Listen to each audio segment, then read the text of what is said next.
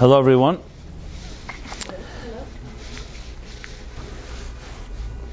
First, let me dedicate this class to in loving memory of Ida Bat Julie and Chaim, dedicated by her daughter, Chana Malka, and granddaughter, Nechama Dvora. And also for a speedy recovery for Yosef David Ben Fega, by her daughter Susan, dedicated by her daughter Susan Reese. So may the soul of your mother elevate in the right place, and may it in turn give strength to you and your daughter and your family and all your friends and all of us in the merit of our studying Torah. May it give us additional strength and blessings in all areas of our lives, healing physically, spiritually, in livelihood, all in the best of health. Amen.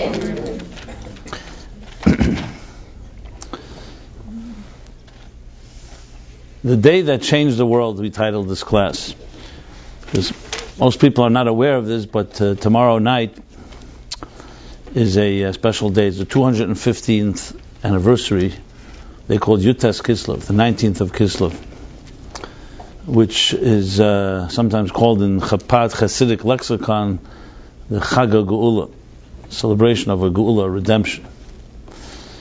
And it's one of the best kept secrets, and hopefully maybe this evening we could decipher and reveal one of these great secrets.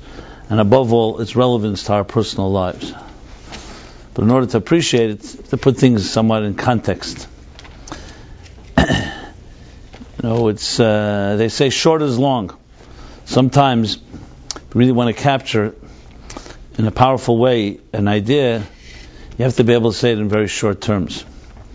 Winston Churchill once wrote a long letter to his friend, and at the end he wrote that I apologize for not having the time to write a shorter letter. So I remember when my book Torah Meaningful Life was published. So this is a lesson I learned from the editors and all the professionals I worked with, and that was that short is long. So sometimes it takes a far longer time to develop a short message that contains in the expression of the Talmud mu'at machzik hamaruba, which means a little that contains a lot. And usually it's a sign someone really gets it when they're able to do that. They call it in business marketing, they call it the elevator pitch. This doesn't mean that there are times you don't need to elaborate and explain the details, because there are many details in life. But at the same time, it's good to also be able to sum it up. So, you have businesses, they call it mission statements. So mission statements, by requirement, Business 101, have to be short. They have to be one line, not more. If less is even better. So Google's mission statement is to organize all the information in the world and make it accessible to all. Microsoft's mission, I believe, is to have a computer in every home and every desktop. That at least was once the mission statement. I don't know all the mission statements of Starbucks. I believe is something like creating a culture. Not even about selling coffee. It's about creating a community culture. But I believe the shortest mission statement ever stated is in the Torah itself. The Torah is known for its brevity. First of all, if you're familiar with Hebrew, so the Hebrew language, in the world of languages, there are generally two categories of languages. There are what we call descriptive languages. Descriptive languages, like English and most of the Latin languages, are descriptive. And there are metaphorical languages. And Hebrew is like a metaphorical language. One word in Hebrew can take an entire sentence to explain in English, an entire paragraph to explain in French. And there are, because the words, each word is filled with meaning and layers of meanings. So the brevity of the Torah, the Bible, is legendary. Till this day, nobody is able to capture such brevity. That, for example, in 10 verses in the beginning of Genesis, you have the whole story of love and betrayal and redemption. 10 sentences, the whole story of the Garden of Eden. So this is very powerful messages. Entire life stories are told in very brief terms. So in describing the purpose of existence, which is always the question we ask, is why are we here? And you hear kinds of different answers. The Torah has two or three places which I'll refer to. One place, 2-word mission statement. 2 words. You're not going to find a shorter mission statement than 2 words. And the 2 words are stated in the book of Exodus. When God tells Moses to build a temple, build me a temple, he says, V'ashali migdash, build for me a holy place. And then come the 2 words, and this is the mission, the purpose. V'shachanti b'seichem, and I will rest among you. That's the purpose of existence. God created a material world where He wants to find a place to be comfortable, a home, where He can rest. A resting place, to rest His head, so to speak.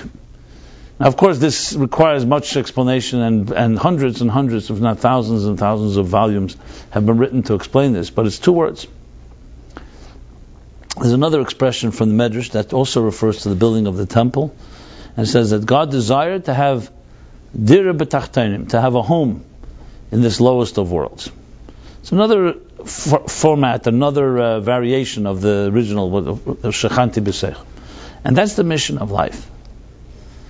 So all of Judaism, which essentially really, and it's important to clarify or qualify actually, many people think Judaism is a religion, and it's a religion just for Jews. It's not correct. Judaism is a way of life. And the Torah is not just for Jews. It's for every human being. Because God created the entire universe, not just Jews. And He created not just one group or one community, He created a very diverse community. So there's 7 billion people on this earth. It's not an accident. It means that the Creator put them all here. The basis of any faith is that God created them all. That means everything has a purpose. The Torah is the document, you could call it life's operator's manual. You buy a machine, a computer, the engineer that engineered that machine gives you an operator's manual. The Torah is considered to be the operator's manual that God, the engineer of existence, gave us to understand what this world is about and its purpose. So its purpose is for all peoples.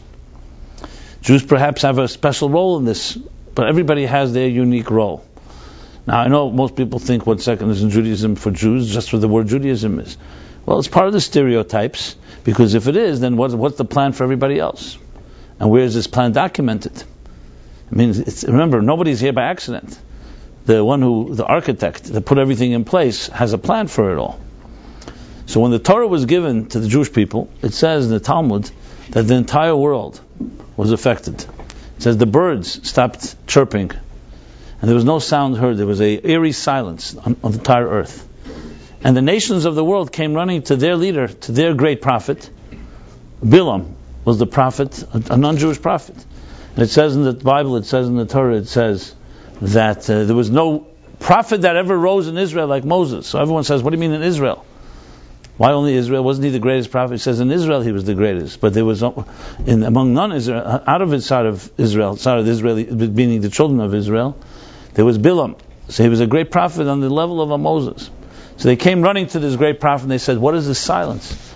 And he said, Hashem oizla amayita and Hashem yivarach hasamay v'shalom. That God is giving the Torah to His people. But it affects everybody. And ultimately the message of Torah, that God wants a resting place, an environment, a home in this material world, is a lesson, a message of the purpose of everyone in existence. Every human being, every one of the 7 billion people on this planet. Everyone in their own particular way. Here's not the place to get into a discussion of Jews and non-Jews and their roles and so on, but I just wanted to state that for the record.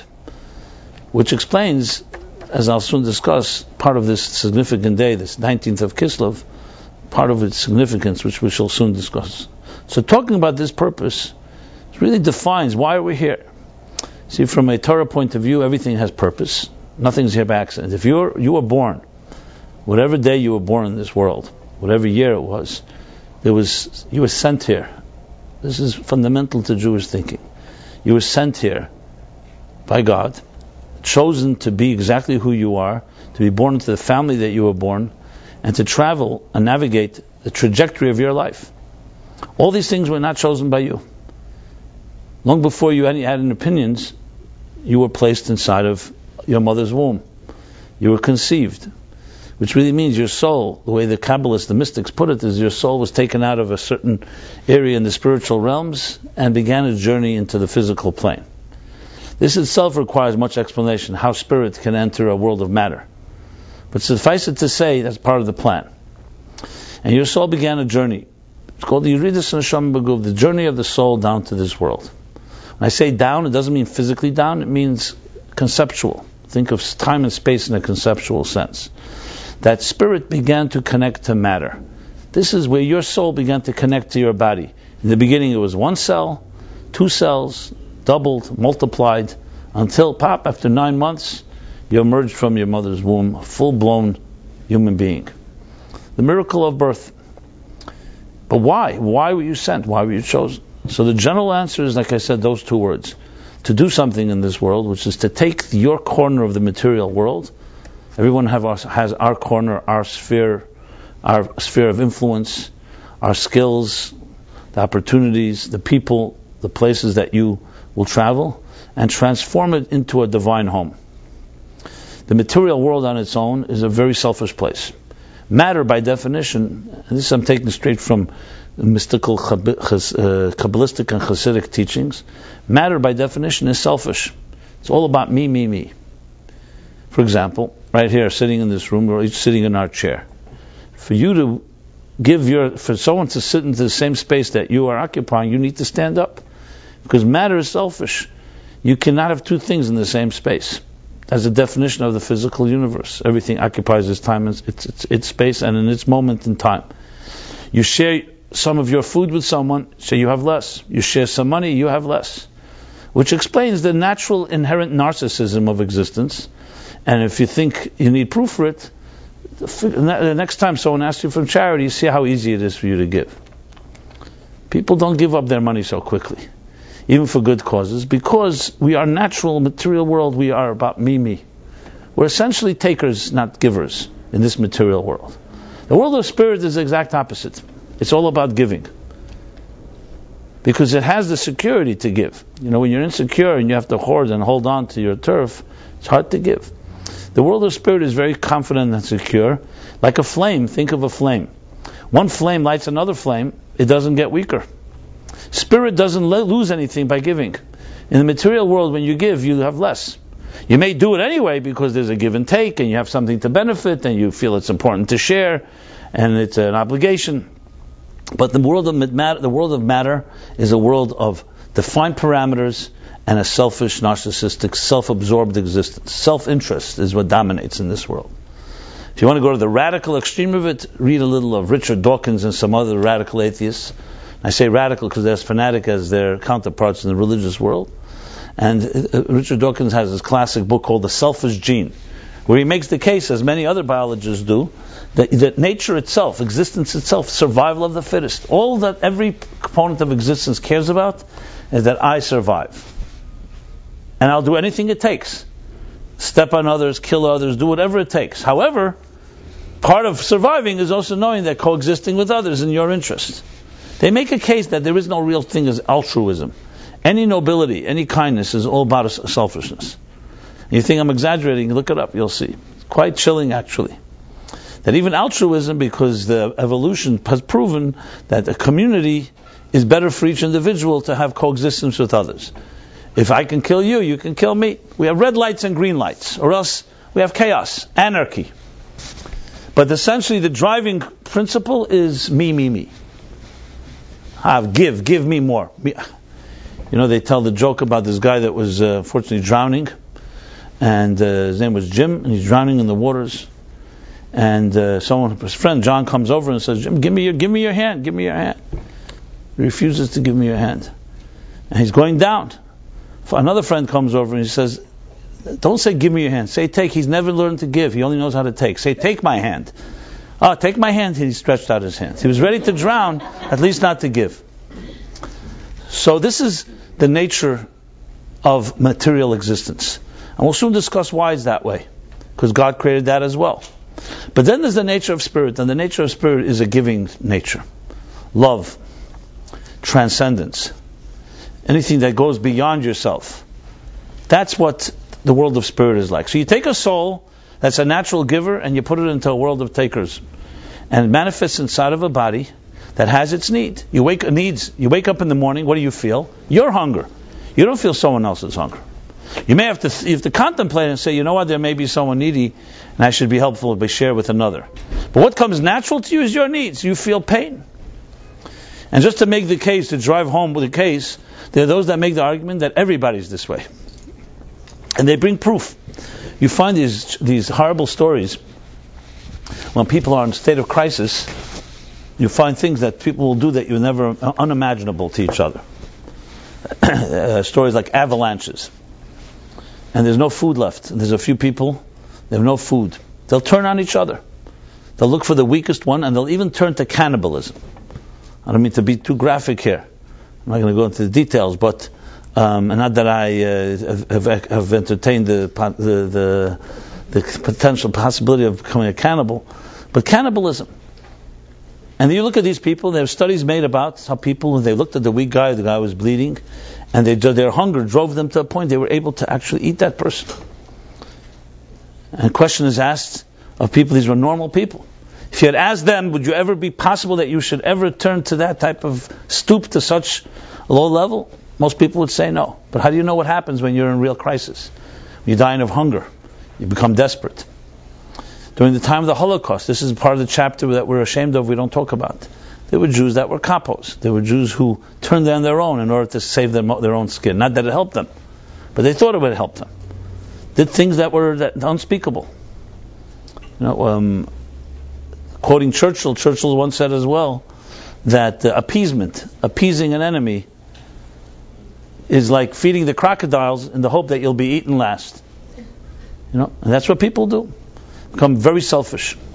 And no one should ever be tested, and thank God we don't have to be tested in our times. But the fact is, in history you find there were people under certain circumstances, especially if they thought no one can find out, did things that nobody wants to repeat. And then there are others that did not. There were those that, even though no one was watching, they would not turn in someone else to save their own skin. They'd rather die than let someone else die because of them. But some make the case, the more the selfish gene argument is, that's what people are. Yes, we've developed a certain type of social etiquette. And we don't do that. And we don't think it's appropriate. But push comes to shove, put someone in certain dire circumstances, they will resort to what everything in this material does. Self-survival. Survival of the fittest. Self-perpetuation. But, on the other hand, as I said, we also have the spirit, the soul. And the soul enters into this world of the body and material, and that's why this purpose, v'shachanti b'seichem, is so difficult. To take a material world that is driven by greed and by self-interest, and to turn it into a home for God, and turn it into a place that you give instead of take, is not so easy. Because you have to counter, and you have to reverse the natural inclination of our bodies, the natural inclination of our physical survival. But that's exactly what the Torah was given for. And that's why I said before, short as long, 2 words, v'shachanti b'seichem. I want you to take the material world, like that chapter says in Exodus, take your gold, silver, copper, your materials. The temple was not made out of spiritual materials, it was made out of physical materials.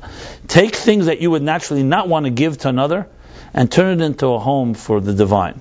Spiritualize and refine and sublimate this material world. This is in short the essence of the purpose of our existence. Now, many people have never heard this before. They may never even heard that we have a purpose, let alone what the purpose is. But that's the purpose. The question is, of course, how? And to what end? This material world that I just described is described by the Kabbalists and by Hasidic writing masters, beginning from the Bible itself. When you read the Bible, it's a dark world. Even though the sun may shine, it's a dark world in the sense of lack of direction. How many of us even know that we have a purpose in life, as I just mentioned? So we wander about and look to keep ourselves busy. Most of us are consumed with one thing: survival. What do we do most of the day? If you were to list most of your activities, it's all about survival. You work most of the day. Well, hopefully if you have a job, you work. You work to make a living, to pay bills. To pay bills, what kind of bills? First of all, for shelter, food and clothing. And then for the luxuries and interests and the things we think are important. Now this may also include very positive things. bringing up a healthy family, education, including also divine things, giving charity, buying food for Shabbos, holidays. But overall, we are basically material creatures. Some say we're material beings on a spiritual journey. In fact, it's, however, the other way around. We're spiritual beings on a material journey. I mentioned before souls. When soul leaves this earth, it just goes back to its natural place. This earth is the journey that we travel through. But this existence as it is right now, what some call an agnostic existence, is created by God intentionally to be a dark world, a selfish world, in order for us to come in and transform it. This is, in a nutshell, the basis of entire Judaism, the entire Torah. To put it in terms of, let's say, using biblical terms, Adam and Eve are placed in the Garden of Eden. It's a garden, a beautiful garden, with very beautiful trees. And they're told, tend to this garden. The Avdal Shamra, take care of it. Be gardeners.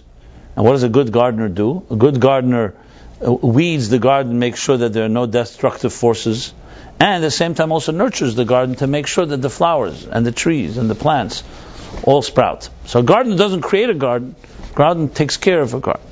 It's essentially the lesson to all of us. You're given this material world, the raw elements that each of us have. You're born into a family, then you grow up, and you find out you have these type of resources.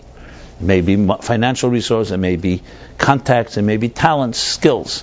This is your garden that was given to you, and you have to turn it into a garden of Eden, into a garden.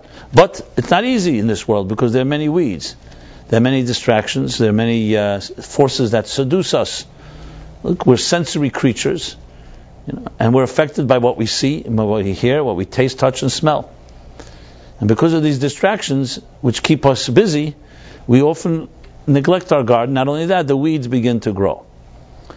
Today, no one knows the exact estimate, but they say it's in the trillions of dollars of money spent on therapy. People going to therapy. What do you do with therapy? Because something's bothering you. Your garden is not intact. You don't feel at peace.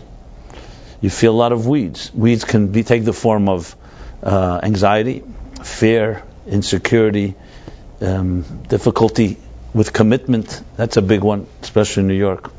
Commitment issues, they call it, issues.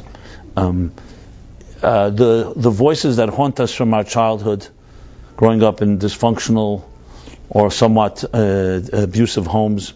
I mean, the list goes on. Everybody knows the ghosts, the demons we all struggle with. Some much worse than others. But everybody's got their stuff. You go to work, you think people are your friends, and suddenly you get someone who you thought was your best friend stabs you in the back. We live in a world, dog eats dog world, especially in very competitive industries, where loyalties are not repaid necessarily, except if you're loyal to the boss or you're loyal to the company. Karl Marx, who by no means I'm a Marxist, but he didn't have an alternative, a viable alternative, but his critique of capitalism is quite scathing and quite accurate. He talks about the alienation that a capitalistic system will have, the alienation between people competing between each other, the alienation between employers and employees, which we see manifesting today, the continuing class struggles that exist between those that have more, those that have less, and the natural selfishness that ultimately drives everything. And capitalism is driven by selfishness, except because selfishness, they say, motivation to succeed, to profit, will ultimately benefit the greater cause. And there's arguments that to me, like some say that capitalism is the worst system, but you never found a better one. Because Marxism and communism and socialism definitely did not work at all. Though they were very utopian oriented and very idealistic, but they didn't end up working. Without going into all the details, it ended up actually creating even more a totalitarianism than any capitalist system. Individuals became far more powerful in the communist regimes than in capitalist systems. But no one argues that greed is a big force in life, especially when it comes to capital, money. Marx's classic work, Das Kapital. And his scathing critique is very accurate. It does create alienation. Once upon a time when we worked on a field in the agricultural culture, you were directly connected to what you worked on. You tended to your field, to your garden, and you then benefited from the tomatoes and the potatoes and the rice and the grain that you produce. Today, we have no connection mostly to the products that we create. Anyway, so there is an alienation between the way Marx actually writes it this way. He says, between who you are and what you do. So though Marx was, of course, Jewish, and he had the Jewish ideas, he was, of course, a radical atheist as well, but in Judaism, that's exactly the dichotomy that we all suffer from. Who you are and what you do. If someone asks you who you are, most people give you their business card. But that's not who you are, that's what you do. Which may have nothing to do at all with who you are. As a matter of fact, statistics show most people don't like their jobs. Some end up liking it because they have no choice, so they end up liking it because they don't want to live a life of just being miserable. And the rare few are the ones that actually work all day in something they actually love. So there's a dichotomy between who you are and what you do. This is, in other words, the dichotomy I was describing before between matter and spirit. The material world demands certain things of us. It demands our attention. It demands our struggle for survival. And then there's a whole other voice, as I said, the other voice, which is the voice of the spirit. And this conflict is exactly the way it was meant to be. This was the purpose of existence, that God took a soul, uprooted it from its spiritual environment, and thrust it into a material world that is self-oriented in order, as I said, to reverse the process. That's the purpose. To take a world that is an untamed world, a wilderness, and turn it into a garden. Now, throughout history, the way Judaism looks at history is that history is a process of basically fusing matter and spirit. Let's just talk about it a moment from a scientific point of view. If you look at the progress of science, what we call it human progress, from the beginning of time till this day, you'll see it all comes down to the search for unity. It's the search for unity. The search for connecting things. Some say the first and greatest human invention of them all was the wheel. Some say it's numbers, mathematics. However you will argue, but if you look at any human innovation, any element, any step in human progress, it basically did was take something that's fragmented and created some connection. Essential science, the definition of science, is creating rules, laws, that explain diverse phenomena. When you don't have laws, and you don't understand the consistencies, the world looks like just one big random place that one thing has nothing to do with the next. The understanding of scientific wisdom allows us to integrate the two. In other words, you can say it's also an integration of matter and spirit. For example, when they discover the power of fire, what does fire do? That suddenly you can take a piece of wood and you throw it into a fire and it can warm you. There's suddenly a connection between wood and you. Before that, the trees grew in the forest and no one had any idea that has any benefit for us. The fact that you've discovered that you can shape wood into tables and chairs and into cabins and homes and so on. And all progress, any innovation, always comes down to is taking some raw matter and discovering how that can become beneficial to other parts of existence. And for us humans, for human beings. In different words, it's essentially the fusion of matter and spirit. And if you did a graph from the beginning of time till today, you'll see matter and spirit were very far apart, and they're forever becoming closer and closer. So when Einstein, in the beginning of the 20th century, wrote his famous formula, the most famous, E equals mc squared, essentially proving and stating that energy and matter are reversible, essentially saying that energy and matter are the same thing. They're just two different forms of the same reality. All matter is energy, and all energy can be turned into matter. and even the product of science, which is technology, is also all about unity. What is essentially a gadget? An iPhone, a computer, an internet, a television, a radio. It's connecting. It is melting the differences of time and space. Where once upon a time it would take years to reach from one place to the next, now it's instantaneous. Basically eliminating matters, the time and space factors that define what material world is like.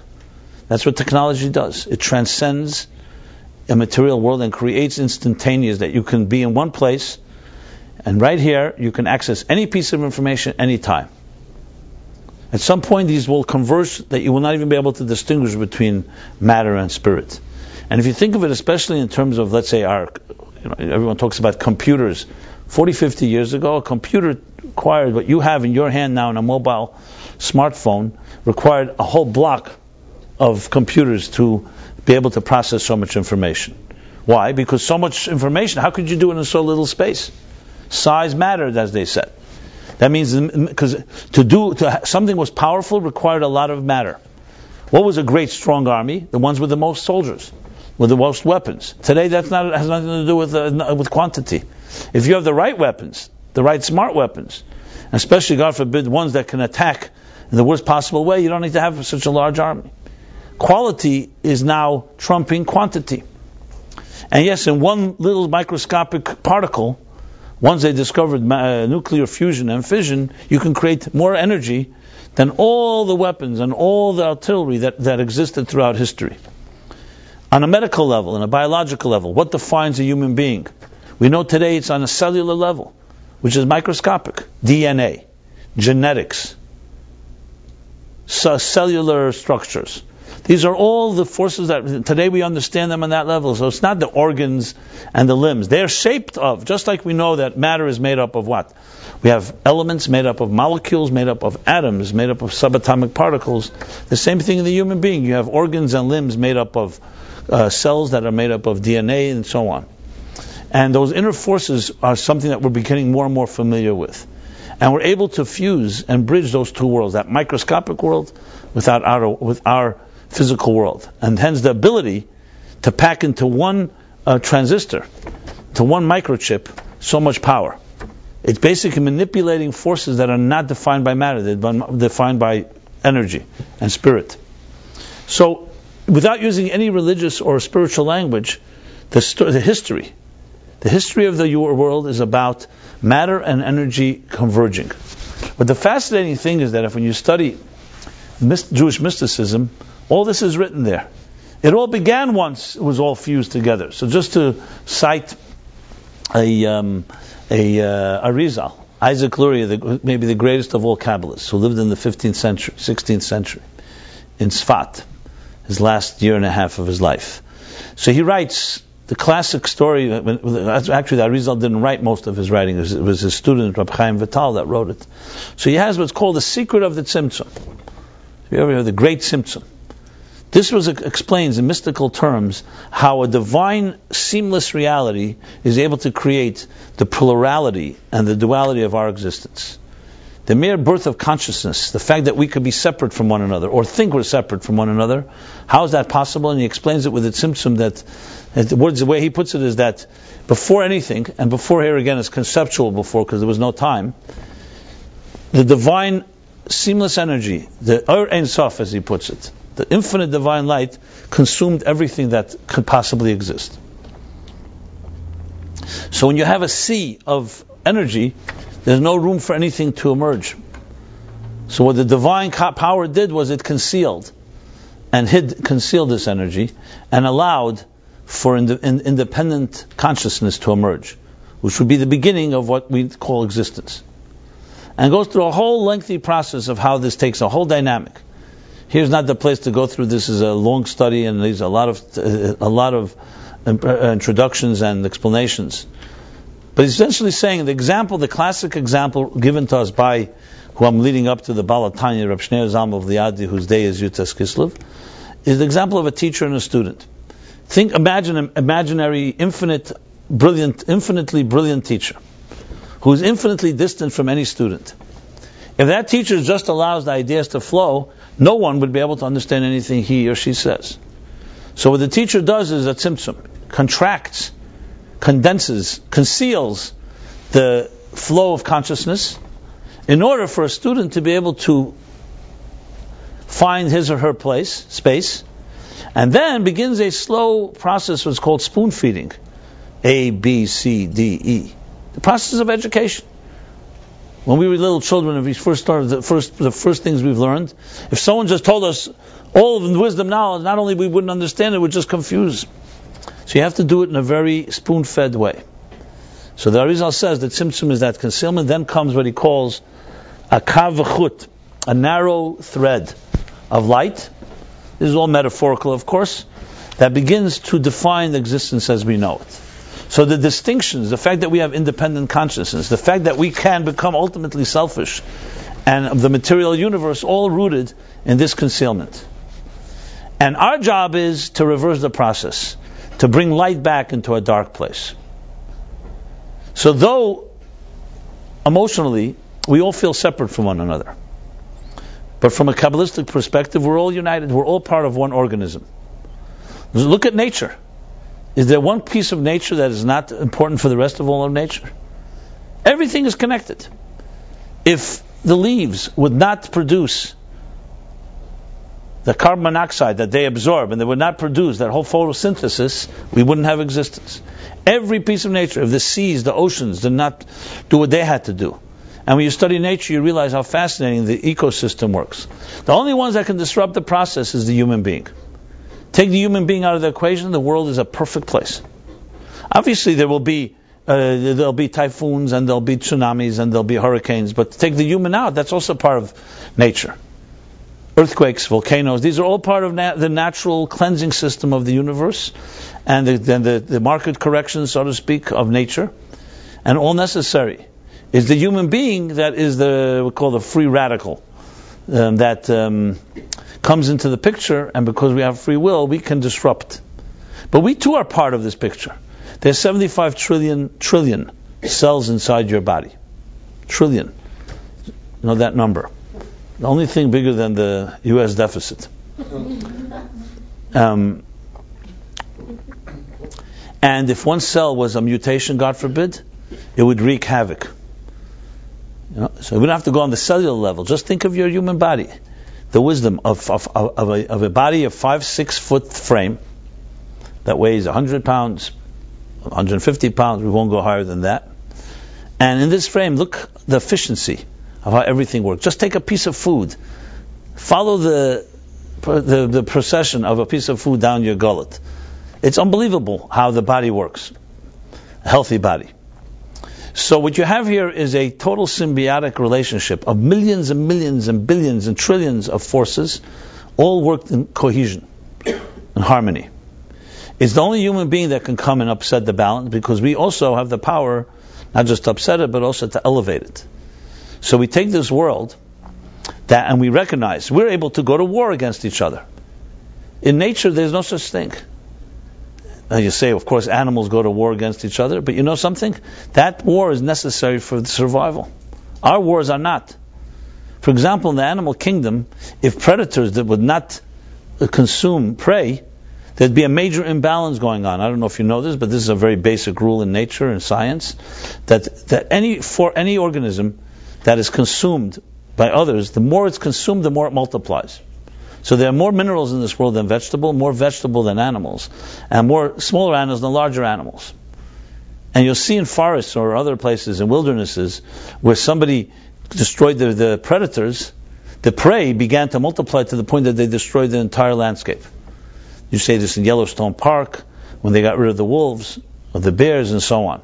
So there's a balance in nature, where prey, even though it may look gory to us and may look sad, but it's very much part of the natural balance.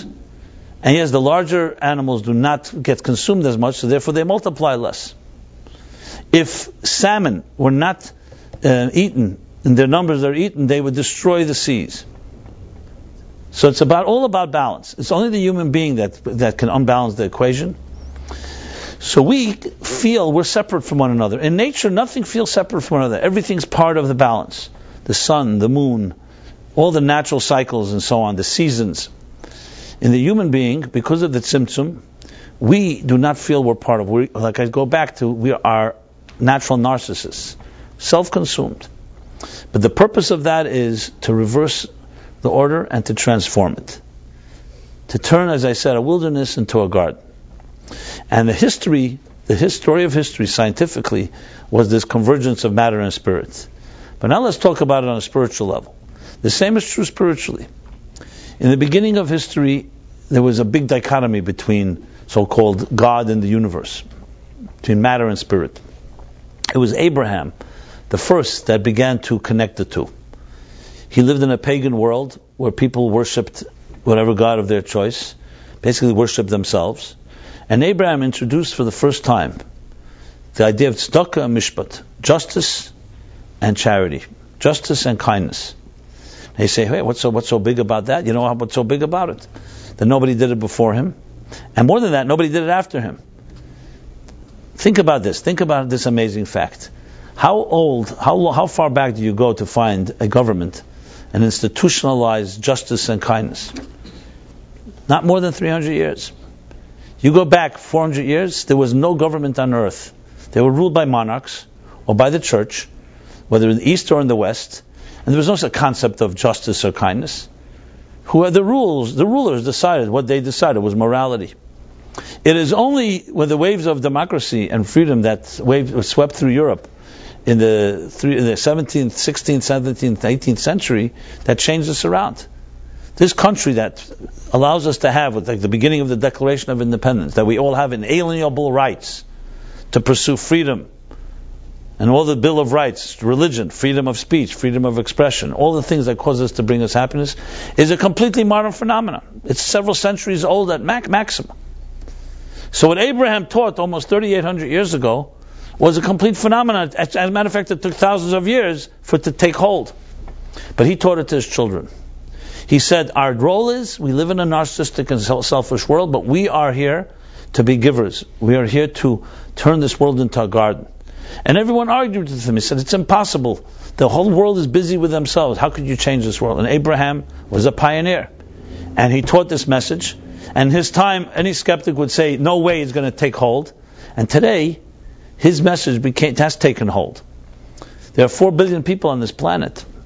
And they're not all perfect, far from perfect. 2.5 billion Christians. And 1.5 billion Muslims. And a few million Jews. So very pales in comparison number-wise, that embrace the Torah and the Bible as its moral code. The United States of America, and today most Western democracies, embrace the principles that Abraham taught. Simple as that. If you want more on this topic, there's a very fascinating book called On Two Wings, written by a scholar called Michael Novak. Not Jewish. I'm saying that intentionally. So you can trust it more, maybe this way, you know. And he writes, it's an academic book, it's not a theory book. It's all quotes from correspondence and from writings of the founding fathers. Thomas Jefferson, Madison, Adams, the whole list. Even Thomas Paine, all of them.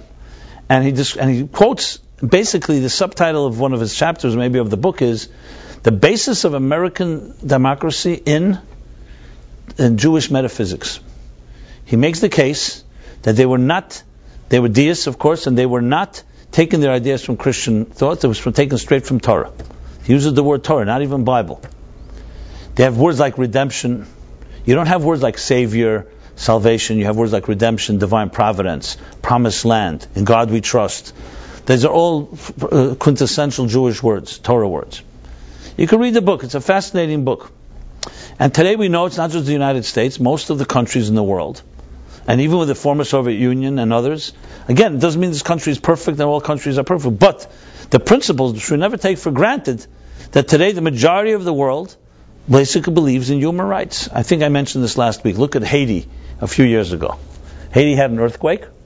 What happened if you're a student of history with countries that had earthquakes that were devastating to them? So just turn back. Look what happened to the earthquake that happened in Greece, ancient Greece, and then in Rome. What happened was that all the countries around them saw that as an opportunity to pillage, destroy, rape, and annihilate that whole country. A few years ago, just as one example, there's a natural disaster in Haiti, a poor country that no one needs. It's not like there's rich resources there or anything like that. And the entire world is competing to give humanitarian aid. Now, again, I'm not suggesting that makes us perfect, but it's an interesting contrast. What changed? Okay, I know the skeptics say, or the cynics say, listen, we did it because some people say we're creating in Haiti a new market for McDonald's and for IBM and for Apple and so on. Fine. How come they didn't think of that and pass that back then? Because there is a wave, there is a change in consciousness that goes back and he traces back to Abraham. The convergence of time, of spirit and matter has accelerated throughout history. And the Zohar puts it very clearly that in the year 1840, the Zohar says, this is written a prediction almost a thousand years earlier, more than 1,000 years earlier, the Zohar says that there will be an explosion of divine and of secular wisdom in this world. Basically in preparing the world for the total convergence. So the world began in the Garden of Eden, it split ways, it diverged. And from Abraham and on, and of course going through Torah and Mount Torah, Sinai, Moses, and the generations to come, the world, we have been working to try to bring them back together. To turn the wilderness into a garden. V'shachanti b'seichem. Dir b'tachtenim. To transform this world into a material world, into a spiritual environment. Convergence of spirit and matter. And this brings me to the specialness of this day that I mentioned at the beginning of the class. Yud Tes Kislev. So as the generations flowed on, and the science began to understand this convergence, also in the world of Judaism, there was also a certain dichotomy. And it's a dichotomy, frankly, that still haunts us and affects us. And I think the best way to maybe capture it, I'll tell a story that captures it, but before I tell the story, let me just state it in one word. It's the dichotomy. I would say worse than a dichotomy. It's the contradiction between ritual and spiritual. Ask most people and they'll say, a religious person has nothing to do with being spiritual. The more the religious the person, the less spiritual they are. Some people would even go further and say the more religious they are, the more obnoxious they are, the more condescending, the more judgmental, the more selfish, the more self-absorbed. I don't know if you're one of those that feel that way, but some people feel that way, and there's sometimes good reason to think that way. So you look around at religion today, Judaism included, and you think if Abraham lived today, would he be comfortable going into our synagogues? Would he be comfortable with the divisiveness between different denominations? The hatred that you see often in Israel between what they call Chilanim and Charedim, the ultra-religious and the secular. Look at the battles at the Kaisel in different communities. Unfortunately, it's like embarrassing. Much worse than embarrassing. It makes you cry, because Jewish unity was always like our pride. Sadly, tragically, Hitler and the Germans were able to unite Jews in hatred, and we can't unite in love. That's embarrassment. Worse than embarrassment. So if you look at Judaism today, it has become bureaucratized, institutionalized, and many people find a big problem with that. In more specific terms, it means you can be a mechanical Jew and lose your soul. There's an expression, the Ramban, Nachmanides writes, a novel b'reshus haTorah. Someone can be a manuvel.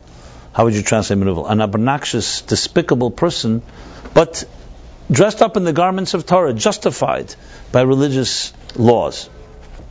So there's a real dichotomy that has also taken place in Judaism, the dichotomy between body and soul. The Zohar says that the Torah, Judaism, has a body. That's the mechanics, the laws of Shabbat, the laws of kosher, the laws of prayer. And then there's the soul of Judaism. The soul of Judaism is the spirit, the meaning behind it. So a person can eat kosher and not be kosher. A person can keep Shabbos and not be Shabbosdik.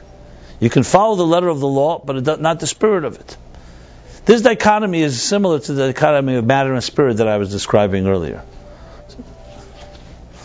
So let me share the story I was going to share, because it captures it very well. Unfortunately, it's a story that so many people have experienced or know people who have experienced. So I told this story. It was years ago, a number of years ago, after my book was published, Torah Meaning for Life. So I went on a pretty extensive book tour. And one of the places that my journey took me was to Santa Cruz, California. Santa Cruz, any of you have been to Santa Cruz? It's around an hour south of San Francisco. It's situated between the Pacific and the mountains. It's a very beautiful, very quaint. It has its own interesting climate.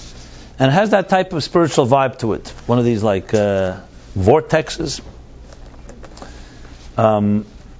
And I was speaking there at a store called Gateways. It's not the Jewish religious Gateways. Gateways is a New Age bookstore there on Main Street. And I could tell there were a lot of Jews in that town. How could I tell? Well, sometimes you can tell in the nose, sometimes you can just tell different ways. The nose or the nose job, to put it that way. And I spoke that evening. It was a really warm, because it's like, if you're Santa Cruz is like the antithesis to New York. Like there, nobody seems to have a job. People walk around calmly, not rushing anywhere, and just has that type of. And I remember a bunch of young people I saw in there, and I thought, what are they doing here? I thought they're waiting to go into a movie or whatever it was. And someone told me, no, they're just in bliss. They're in bliss, naturally or not so natural,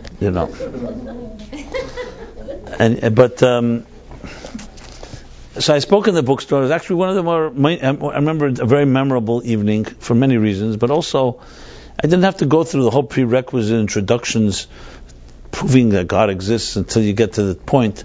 I was able to just talk because everyone seemed to be in a spiritual place already. Didn't need all the preparatory information. At the end of my talk, a woman gets up and asks the following question. She said, I grew up, she says, in Borough Park, Brooklyn. You know where Borough Park is? And I went to Beis Yaakov, which is a very religious girls' school in Borough Park. And she said, I grew up in a home that was very religious, a very observant home. My father had the shtreimel, the payas, the whole regalia. And but it was a home that she said there was no love in our home. There was a lot of anger and guilt. My parents were Holocaust survivors. My father was an angry man. My mother was even angrier. Except the difference was my father was an aggressive angry and my mother was a passive aggressive angry. I'm not sure which was worse, she said. And questions I asked, I was always a very curious child. I would always ask questions. Where's the soul? What is the soul? And these were always, I was shut down before I even opened my mouth, being told, don't ask questions like this, grow up like a good Yiddish grandmother, and be a fine, good, bring up home and so on. Questions like, why do we do this? Why do we eat a matzah? Why are we lighting candles, etc.? And she was seen as a rebel, she says, and basically ostracized. At some point she said, I no longer could take it. At age 17, I remember her vivid words were, my soul was asphyxiated.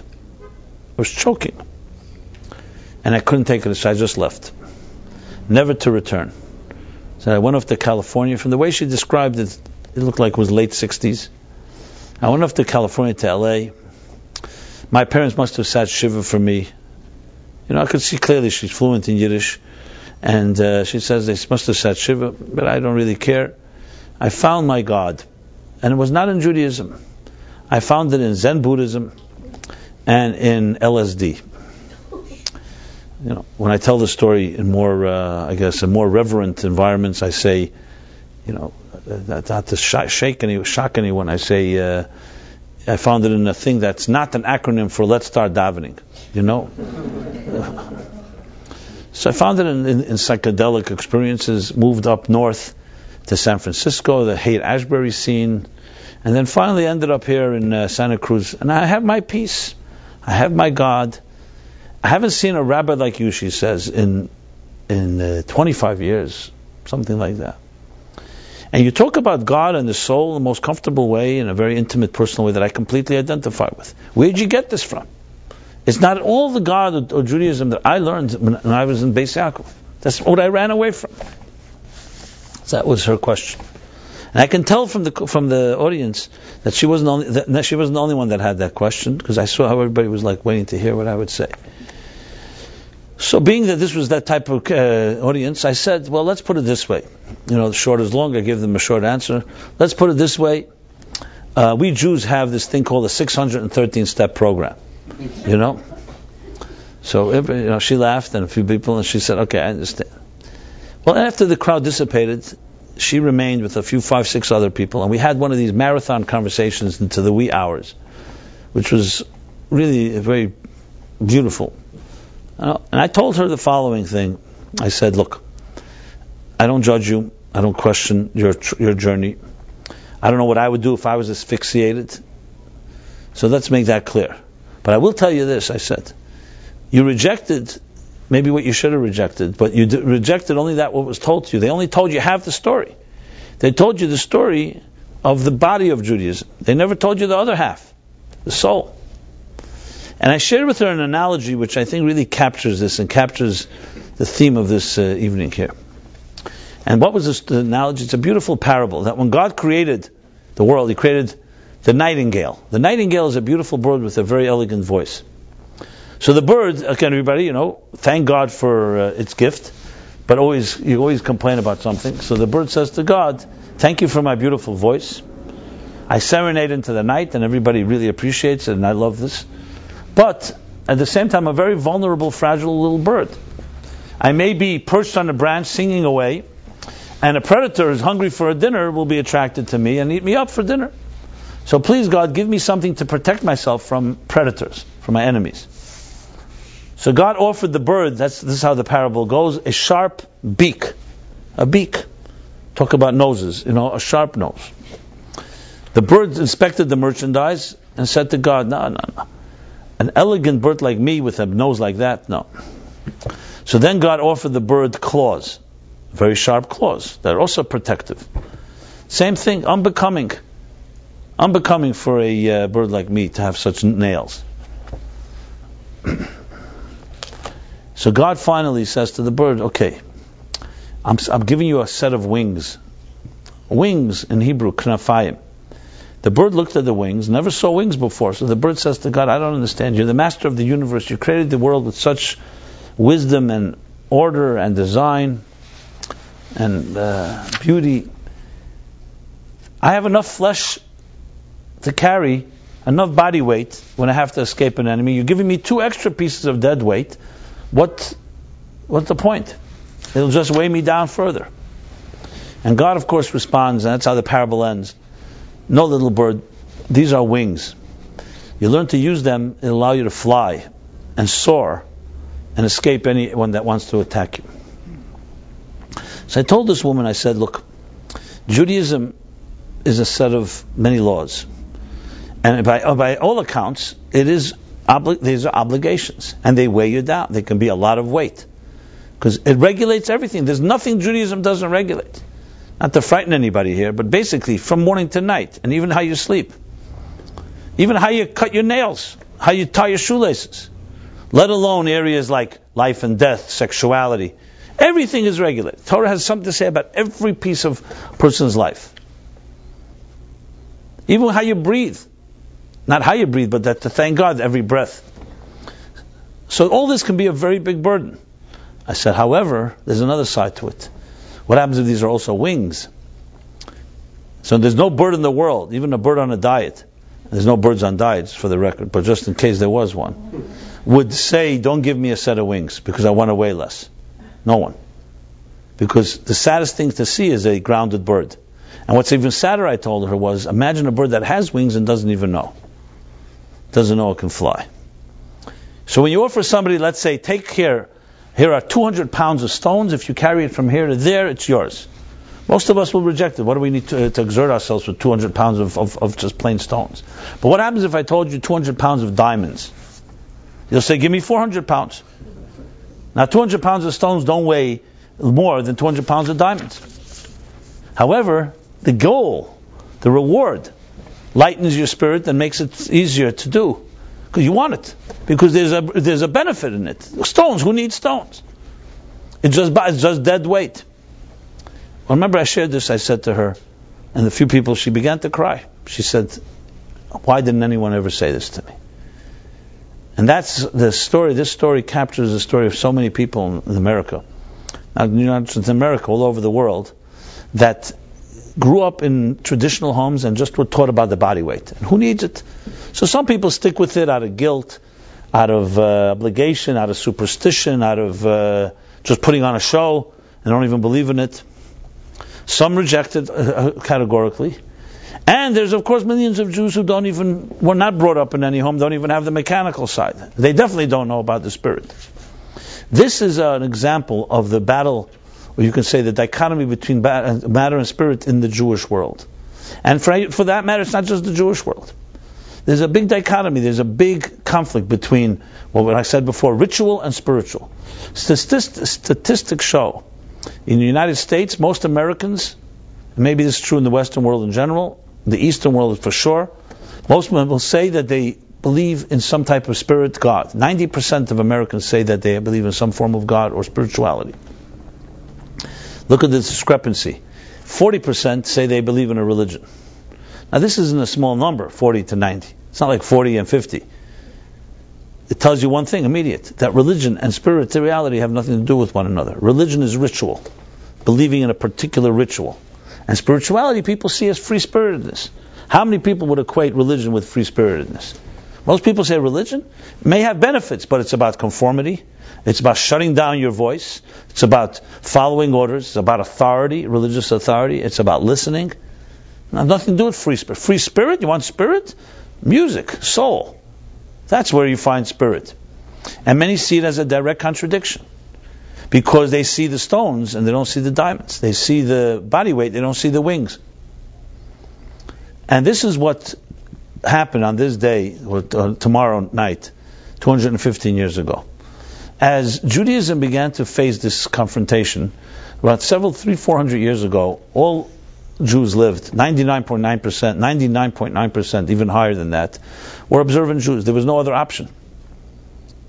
There was no option to assimilate, because the non-Jewish world refused to accept Jews. You couldn't enter the universities of the Western society. You couldn't enter their culture. You could not enter into their trade. That's why Jews came up with most trades were off limits for Jews. They were overtaxed, oppressed, if not plain out killed. Country after country. Just look at England, Spain, France, wherever you go. Some people say there's more Jewish blood in the rivers of Europe than water. I'm not even talking about the Holocaust, but even before that. So what's going on in the Jewish world? It was very strong, insulated Jewish communities. The only way you could really break out is if you baptize, and which was a rarity.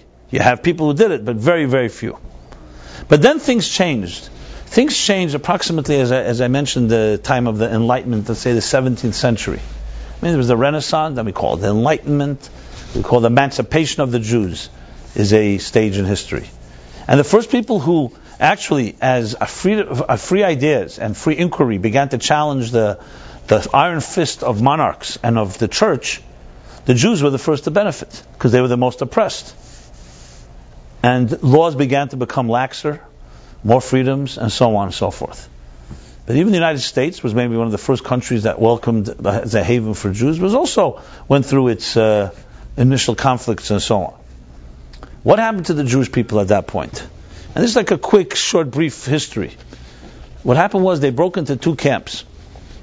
One camp in Central Europe, which was essentially the birth of the Reform movement. So Moses Mendelssohn himself was an observant Jew like everybody was. But what do you do with these newfound freedoms? So their attitude was, let's take the best of both worlds. Some had an expression, a Jew at home and a Gentile on the street. Now that's fine, it sounds good on paper. The problem is what happens when there's a conflict between the two. What happens if your Protestant neighbor invites you to Christmas dinner and they're offering foods that are not exactly kosher pastrami? You know? I don't know if that existed in those days. So the students of Mendelssohn, and this is not a critique, I'm just sharing an observation, they basically cut out and said, you know what, most of the Torah is primitive, not relevant to our modern times. We'll just maintain the ethical and the moral and the spiritual principles, basically cutting out most of the mitzvahs, most of the prayers and so on.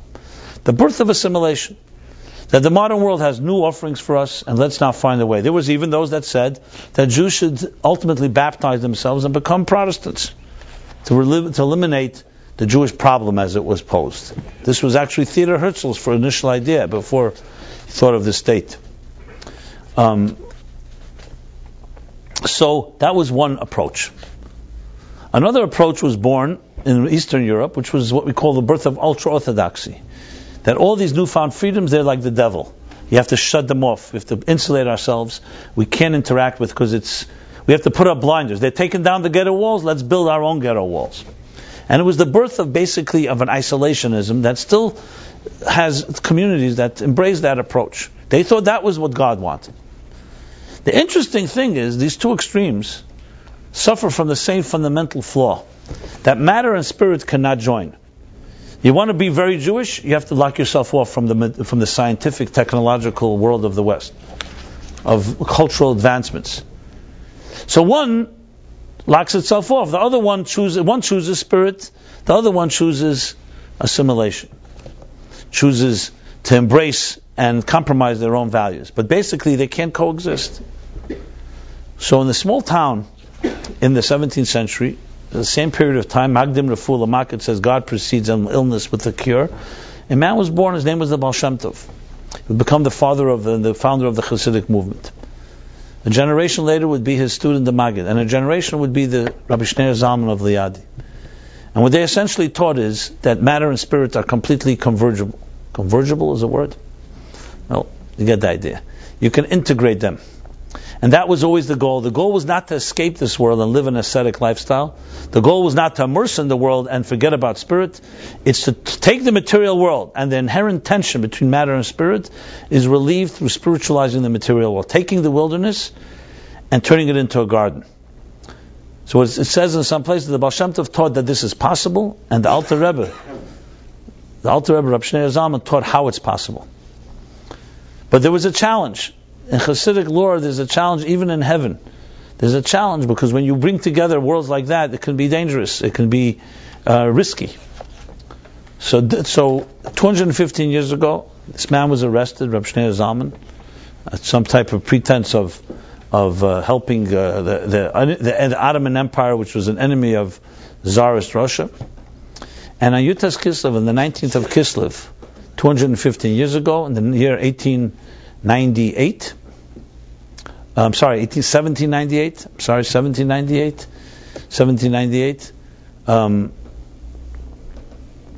he was released from prison, which was considered a vindication from heaven that the path of converging the wings with this material world is not only doable but necessary. So though this day may not be known by many people, but it's considered to be like the Rosh Hashanah, they call of Hasidus. The Rosh Hashanah, a special day that opened up a new channel. And a channel that affects us all in our own personal lives. Because we all have these dichotomies. We have the challenges I mentioned before between our own material side and our spiritual side. Who doesn't have a battle between, for example, your work and your personal life? Your own personal standards and ideals and the ones that you have to compromise at times in the marketplace. We have the battle between survival and transcendence. How can we take benefit from this modern world without losing our souls? So some say, just shut off the internet. Well, good luck. Let's see if they can achieve that. Others say, okay, we've got to find filters and curb it. What about learning that the whole material world, including technology, as I said before, is just simply a tool for expressing spirituality in this world? For every email you send, for personal or business related or gossip, whatever it is, maybe send 3 emails that share a kind word or a word of Torah with somebody. Then you're using technology for what God intended it for. It's about transforming this existence, as I said, turning it into a garden, not destroying it and not ignoring it. The best defense is offense. This is essentially what was taught by this Rabbi Shneur Zalman, and Yud Tes Kislev is the day when a whole new approach was introduced, an approach of fusing matter and spirit and fusing the body and soul of Torah. So yes, we can keep Shabbos, but what about knowing what the soul of Shabbos is? How is it what kind of wings does it offer you that allow you to fly to greater places? Many don't know.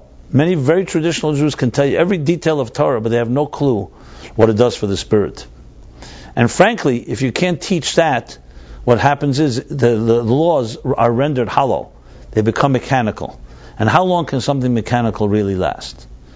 Passionate Judaism, to be able to both have a commitment to the laws, but also to its soul, is the thing that is most critical. And when you have that, that's the ultimate solution to Jewish divisiveness as well. I may have shared the story with you, another story that happened in Miami Beach, South Beach. I was there, in November, they have the Miami Book Fair, International Book Fair. So I spoke, when there's a large audience, you talk at the Colony Theater on Lincoln Road. still there. And I gave a talk. It was a pretty full crowd. And I talked about my book. I talked about different ideas. And here again, someone got up and asked a question. Happened to be a woman again, because the women are more blunt, honest. And she said the following. She said to me, in front of everyone, she said, I'd like to know what your opinion is about conservative Judaism. Meaning conservative, not as opposed to liberal, but conservative as in Reform, conservative, Orthodox. Because I hear people like you don't recognize conservative Judaism as legitimate. That was her question. And I don't want to buy the book, she added, of a bigot. Okay? Okay, so a little chutzpah. It's borderline heckler, which frankly I enjoy because it gets people's attention. And it's a good opportunity to get your point across. The place fell deathly silent. You could hear a pin drop because everybody wanted to see what's going to happen here. What am I going to say to this? So I decided to take advantage of the drama of the moment, and I said, yes, it's absolutely true. I don't recognize conservative Judaism. And I was quiet, which took a little effort and discipline. And the place began to hem and haw. And really, people were very upset what I just said, because I just that was that. So then I said, but before you stone me and you get violent, I'd like to just share one more thing. And that is, I also don't recognize Orthodox Judaism. Nor ultra-Orthodox, nor conservadox, nor reformadox, nor reconstructionodox, nor Jews for Jesus dox, and all the different doxes that have and will probably be created. Because you see, in Judaism we have a thing called the Constitution. The Constitution of Judaism is called the Torah. And nowhere in the Torah is any reference made to conservative, Orthodox, or Reform. So who created these labels? As some say, labels are for clothing, not for souls, not for people.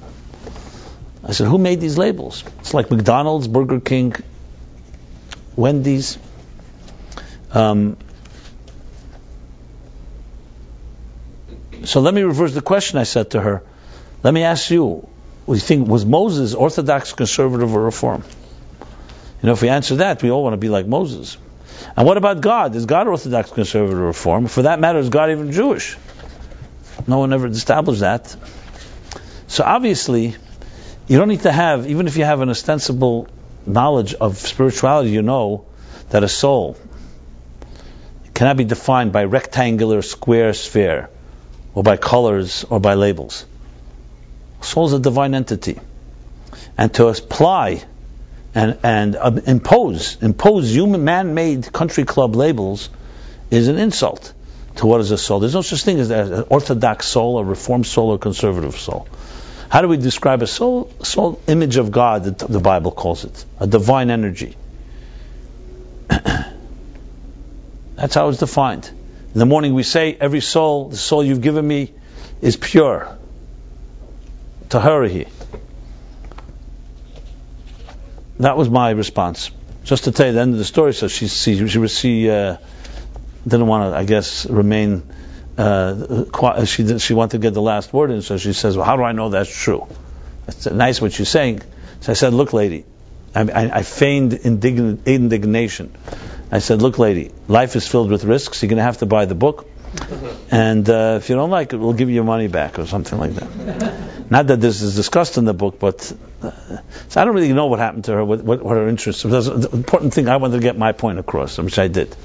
My point is, this whole way of looking at each other as Jews, for that matter, all human beings, we are souls. And we don't understand the mystery of souls. We don't know which soul is greater. And there's no such thing as conservative, Reform, or Orthodox souls. For that matter, there's no man-made labels that you can apply to a soul. Right here in this room, we are all divine souls. The best way to describe it, think of yourself as a musical note in a divine composition. You have music to play. God put you here as a composer and said, you're indispensable to me, and you must play your song. And if you don't play, the rest of the song is compromised. So we need each other, but we also need to express ourselves. We need to be fiercely independent, but also know that we're part of a bigger picture. In Hillel's words, if I'm not for myself, who will be for me? If I'm only for myself, what will I be? So think of yourself as a musical note on a sheet. You have to play your song, and then comes the next player in the orchestra. And we all complement each other, and we're all necessary. That's how the best you can define all of us. And this has nothing to do with groups and communities. And this. I'm just going to share with you a footnote to the story. I told this story once I was speaking at a conservative synagogue. And the man got up and he said, very nice story, what would you do about this? Because I basically said that the problem with our thing is that we've turned Judaism into country clubs, into denominations, to groups. So he asked me, what would you do to solve this problem that's causing divisiveness? I said, you don't want to hear what I would do. So he said, say. So I said, I would eliminate all the denominations. Let's go back to the Judaism of the Torah. Let's go back to the soul, to realize that we're all souls, and we don't label people. But it'll never happen because all these denominations are now invested in their corporations. They have boards, and they have fundraising campaigns, and they have institutions. So it's not that simple. It's a machine now. It's companies. Anyway, how did I know this? He says, I totally agree with you. And just for the record, I'm the rabbi in this synagogue. So I guess he's having his issues with his board. Point I want to make is I'm not looking to disrupt or create anarchy, even though maybe that wouldn't hurt either in certain situations. My real goal is to explain that what we need to come back to, and that's why this Yud Tes Kislev to me is such a revolutionary day, we need to re-embrace and recapture and own what really Judaism is. It's about souls. The whole thing is about souls. It's about souls sent to this world to transform this world. And Torah mitzvahs are the tools, the divine tools we are used. Think of it like the tools that a gardener uses to turn the world into a garden. In a garden, you need two types of tools, as I mentioned before. You need things that make things grow, nurture, water, cultivate. And you need things that uproot weeds. So you have mitzvah sesa, positive mitzvahs, that nurtures, that waters, that brings beautiful things into this world. Kind acts. And you have loisasa, the negative mitzvahs that said, don't do this, don't do that, uproot the weeds. Don't be selfish, don't kill, don't steal. All the different negative laws. It's basically about building a garden. Now, I grew up in a very traditional world. I grew up in Crown Heights. I went to yeshivas. So I'm very familiar with the pros and cons of a religious world. Many beautiful things. But the biggest trap is to become smug and think that you are closer to God. Or think that your mechanics is what matters. And it creates a big, serious dichotomy that I was describing earlier. The fact of the matter is that Judaism is complete only when you have a body and a soul. So some will say, if I don't have the soul, should I not do the mitzvah? Do it, fine, of course. Shalol lishma, bal lishma, you do it, it's like behavioral, it ultimately would lead you. But a body without a soul is a corpse, unfortunately. Just like a soul without a body is a floater, has no grounding, no anchors. Judaism is a fusion of body and soul. The wings are the soul, the mechanics are the technical part of it. And you need both. What we need to do is reclaim Judaism for the way Abraham intended it, Moses intended it, and that is a spiritual force in this world. Not a divisive force, not a self-contained one, not an insulating one, a one that brings light onto nations. A one that, as Isaiah says, will fill the world with divine knowledge as the waters cover the sea. The solution to all crime, to all war, ultimately, I'm not talking about short-term solution. Obviously you have, the long-term is spirit. People live spiritual lives, they're less selfish. Material lives is selfishness. Now I know it may sound childish, some will say naive, utopian-like. Yeah, but that's what Jews always believe, that ultimately spirit will prevail and we will live in a world where justice will dominate. And if you think it's so crazy, think of Abraham thousands of years ago taught this, and now it's become a standard. It's far from perfect. Individually we got plenty of challenges, but collectively we have a government, we have governments that advocate justice. Now getting now into the justice system in this country. But they advocate charity and goodness and kindness. As Jewish people, we have to acknowledge the gifts we receive. Next week is Thanksgiving. The thank you that we can give because this country opened up its doors to us, and all the countries closed those doors. Judaism thrives in this country. They're able to support Israel, etc., etc. So there's plenty of blessings. Those are blessings that did not exist 500 years ago. So for all the flaws, we can never take that for granted. And that's a direct result of the thousands of years of effort of refining this world. So on this day, Yud Tes Kislev, 215 years ago, a door opened up, which I believe if you study about it, you'll see it has the answers to the major questions facing the Jewish people and all people today. As I said earlier, the dichotomies between material and spiritual, between work and home, how to build a healthy relationship, how technology and social media should not depersonalize us but bring us closer together. Today we're replacing communication with so-called connections. The more friends you have on Facebook, the less friends you are really in life. And I always tell the story. I was in a car with somebody, trying to get his attention, trying to have a stupid little conversation with him, like heart to heart. He's busy texting, and he keeps saying to me, soon. So I thought of a Jewish brilliant innovation. I texted him. I was sitting right near him, and I texted him. And he looks, he's busy with the text. He looks at me. I remember right away. It took him like a second. He says, well, "You're sitting right near me. Why are you texting me?" I said, "Because I can't get your damn attention. That's why I'm texting." So yes, we have gadgets that are supposed to be connecting us more and more, but I frankly find that people are far less intimate and far less connected today than ever. So it's an illusion of connection. You could have 60,000 people yelling in a stadium, baseball, football fans, and they don't even know who they are. When they leave the stadium, they don't even look at each other. So there's illusions that we have. Millions of people could be watching the same television show, and next day you'll talk about it at the office or whatever. It's not that's connection. Now I'm not saying technology is an evil, but that's a technology without a soul. That's a body without a soul. It's doing great things. Yes, you can connect with anyone, anytime, and you can answer emails within 10 seconds, and if you don't answer within 15 seconds, something must be wrong, I'm not suggesting. It may be also good to shut it off from time to time. That's another story. I've told the story, believe it here, about this couple that came to see me, and they were having plenty of issues. And I realized that was not so. It was holding by almost all over. But I saw that inside of them they really wanted to stay together. But they were destroyed. They were their own worst enemies, essentially. So I said, look, you're coming to me for advice. I'm making a long story short. It was after a long discussion. I said, I want to make one suggestion, which I know you're not going to do, but I might as well make it anyway. What do I care? And I said to them, move the television out of your bedroom. Okay, well, how can we do that? That's like moving the beds out of the bedroom. That's not exactly, but why? Because I saw from the conversations, the only time all day they're at work, come home. And I'm not talking now about intimacy or sexuality. I was just talking about having a conversation. They're in the same room. They don't have a conversation. The television goes on. So they may talk about the show. And that's the illusion that they're so-called communicating. Yeah, but they're about to divorce too, with all this communication. So I said, move it out. They right away, both of them almost froze. They said, what are we going to do if we move it out? I said, maybe you'll talk to each other. Or you fall asleep before you make believe you're falling asleep. You don't have to talk to each other.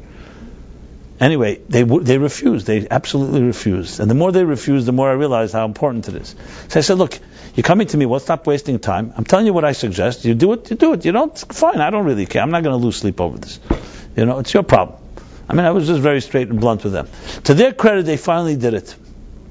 Because they did respect me, and I said, we think I'm going to give you some easy answers. You have big problems. You got to find something to open up. So thank God, it helped. What helped? They both sat there. They told me later they had nothing to talk about. They hadn't talked in 5 years. The only thing they talked about were bills, where we're traveling, which party we're going to, what are we going to dress, and so on. Or these shows that we're on. So television can be a great blessing. Of course, it can bring you information, but it can be a greatest curse also. These are examples of a body without a soul. You have great technology, but you don't know what to do with it. I mentioned before the internet, social media. Yeah, it's a tool that God allows us to connect to each other in ways that we can never connect. How many people out there are lonely? Share a nice word with somebody. It's free. You see a thought comes to you in an email, forward it. Just small little things that can make a major difference. Besides also elevating the technology, creating a garden out of your technology. I can go on and on, But this day, Yud Tes Kislev opens up doors to create a bridge that would not exist in before. And today we have great opportunities, but also great challenges, very different challenges. Today the challenges are apathy, the comfort zones we're in. We don't have enemies to run away from, physical enemies. Our enemies today are psychological and emotional, primarily, and mostly within. And that's the challenge we have today. So, I just want to introduce to you this Yud Tes Kislev, which is considered a Yom Tov, a holiday. I grew up with it, but when you start appreciating what it is, it teaches you a whole method of how to bridge these two worlds. The world of mitzvahs, actions, and the soul behind them. The world of matter, the world of spirit. To turn this world into a garden. So I recommend that anyone, if you have not familiarized yourself with any of these Hasidic teachings, it's a good opportunity to do so. You don't have to wait till tomorrow night, but definitely tomorrow night and Friday, Shabbos. And if you need a place to begin, I'd be happy to recommend a few things. I myself teach every morning a class, actually, in some very heavy Hasidic thought. It's all on YouTube. It's a thing called Ayin Beis. So if you need a real dose of some high spiritual, I would call it octane, you can check that out. But there are other stuff as well. And you'll be surprised of what kind of relevance you'll find in these deeper teachings. It's all about, it comes down to, modern psychology is around 100 years old. Jewish psychology is almost 4,000 years old. If you go back to the Garden of Eden, it's over 5,000 years old. Torah is psychology. It's understanding the psyche of the human being. Who created this psyche? God. And He taught us about the psyche. Hasidic thought maps the human psyche. You could say it maps the spiritual genome, if you want to put it that way. So it's a pretty interesting thing to find out what makes you tick, right? Some of you are familiar with my book on the Omer, the counting of the Omer. That's taken from Hasidic teachings that are based on Shneur Zalman's writings, which is understanding the spectrum of human emotions, the spheres within us. So just like a doctor gives you an x-ray of your body, Hasidic thought, which is really Kabbalistic thought in contemporary terms, gives you an x-ray of the human soul. Now, what better thing to find out is about what makes you tick? What do you like? Not what you do, who you are. That's what it comes down to.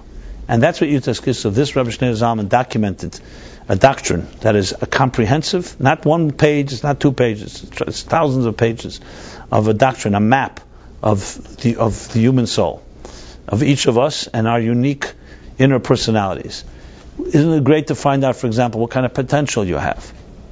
How much of that potential is being actualized? What's stopping it from being actualized? I mean, these are fundamental things. These are not like optional things. This is like you could spend half your life and not even know whether you're fulfilling why you're here, your purpose, what you're able to do, what you're capable. No one has the statistics, but most of us are haunted by darkness, by fears, by acceptance, by expectations, by pressures, peer pressure, family pressure, parental pressure, financial pressures. We live very constricted lives. And the older we get, it gets harder and harder. So imagine having a doctrine, a system that helps you free yourself. This is the essence of what Hasidic thought is about. And as I said, it's the best kept secret. I would say everything I teach here is taken from these teachings. I don't always give credit to it enough. Sometimes I don't, because I don't want to frighten anyone off either. So sometimes you got to conceal your sources. Not that I'm ashamed of it in any way, but it has to, because part of the stereotype is sometimes you read the Hebrew, it's the turnoff. When you translate it into English, I many times talked about different ideas, and someone said, "Where'd you get these ideas? Which psychology?" So I said, "Don't tell anyone, but it comes from the Torah." Say, "That's the Torah? Are you kidding me? It's not the Torah I know." I think I've shared this years ago. I've shared this many times actually. The early years of this class, which go back before the war. Which war you would like to know, right? Well, how many wars? There were many wars. We're talking back to the early 80s. So it's not before the Vietnam War, definitely not before World War II. So the core group of the class were mostly people from the music entertainment industry. And people like the woman I described from Santa Cruz, who found their spirituality not from Judaism, not from traditional Judaism, but from things like Buddhism or music, rock and roll, and some, shall we say, foreign substances. And I remember thinking to myself, I was a younger man, and I'm sitting there with a beard and a yarmulke. So even without knowing it, even before I open my mouth, I'm sure I'm invoking all kinds of stereotypes in the minds of the people.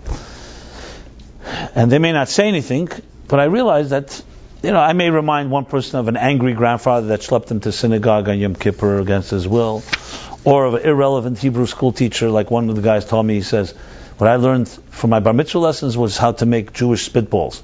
That was the biggest thing he learned. Or I may remind some people of war memories of Jewish, of their own families or grandparents and so on. But I realized that before I even opened my mouth, I was not projecting a neutral image. So I decided to try an experiment, which was fascinating.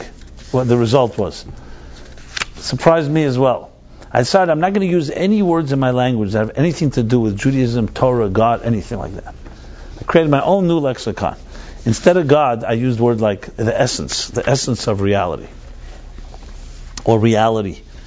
For a particularly new age group, I would use lines like undefined layers of unconscious energy or something like that. Instead of Torah, I used the word blueprint. Instead of mitzvahs, I used connections. Instead of Mashiach, redemption, I used destination.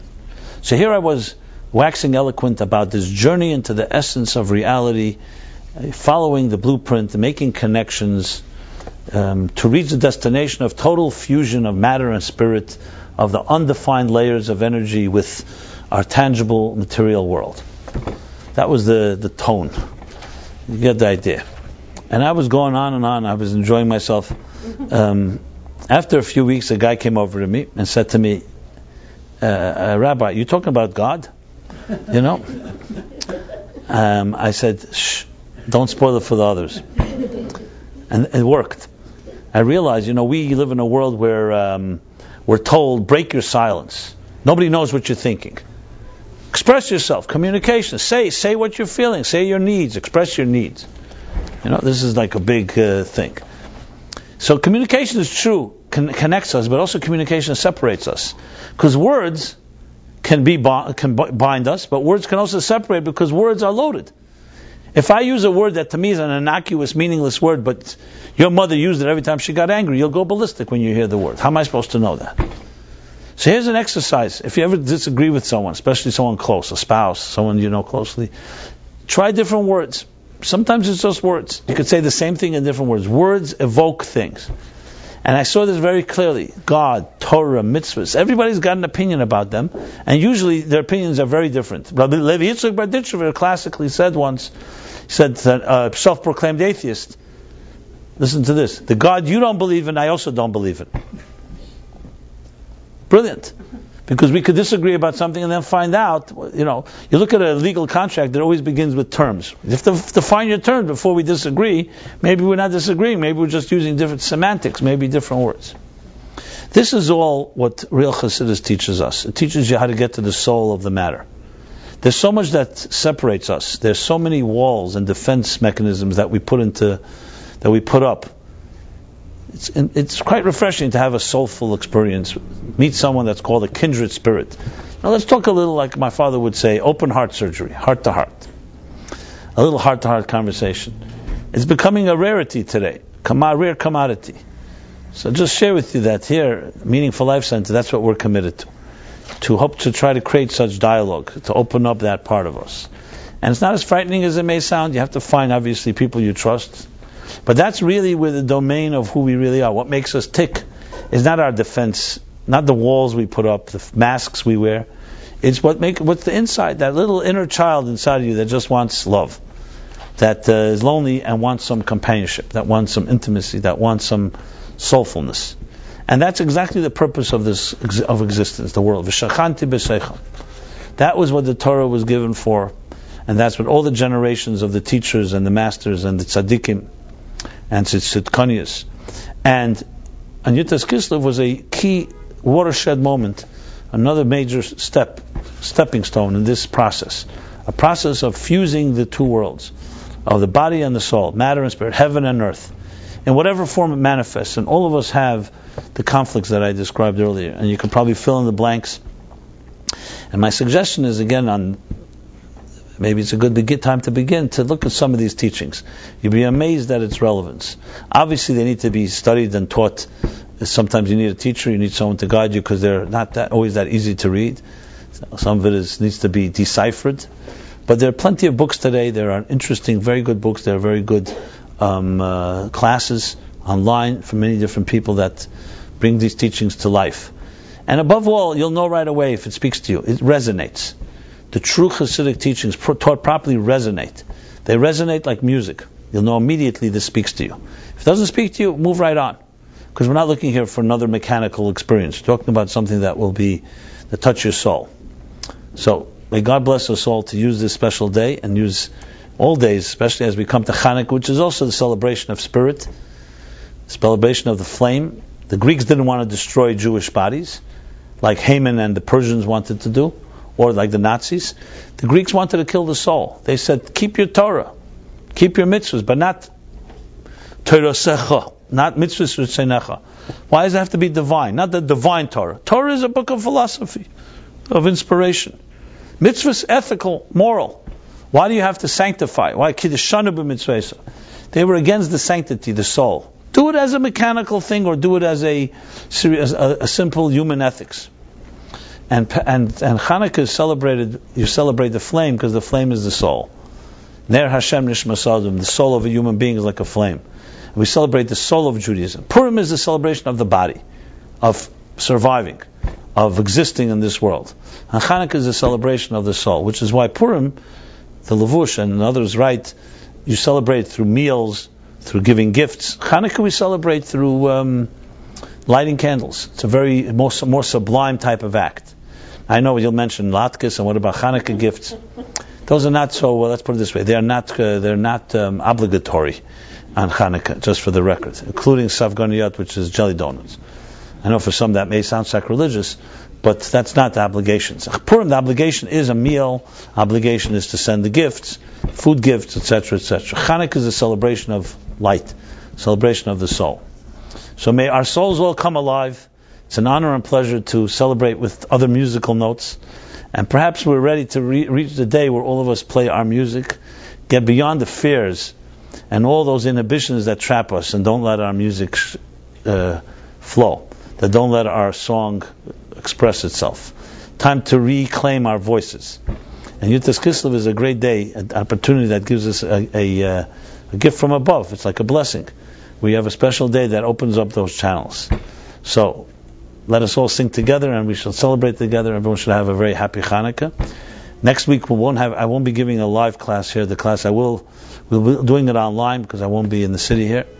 But we will have a Chanukah class with lighting the menorah 2 weeks from now, in 2 Wednesdays. So we'll announce this by email, but please share this with anyone so they'll know. I mean, you can come to this place. I'm sure they'll have something going on, but I physically will most likely not be here, according to the plan. But, God always has His ways of plans. Everyone have a very illuminating, spiritual, soulful week, but one that's grounded in our bodies, in our material world. A very happy Yud Tes Kislev, a happy Chanukah. Philip will be giving his class, and I want to again dedicate the class in memory of Ida Bat Julia and Chaim, dedicated by you, by Chana Malka, and your daughter, Nechama Dvora, as well as a speedy recovery for Yosef David Ben Fega by Susan Reese, dedicated by his daughter. Everyone have a very pleasant week, and please leave us your email address if you haven't, so we can stay in touch. And if you have any soulful ideas, please share them, and hopefully we can all, as I said, join together in a harmony, a cosmic composition. Thank you.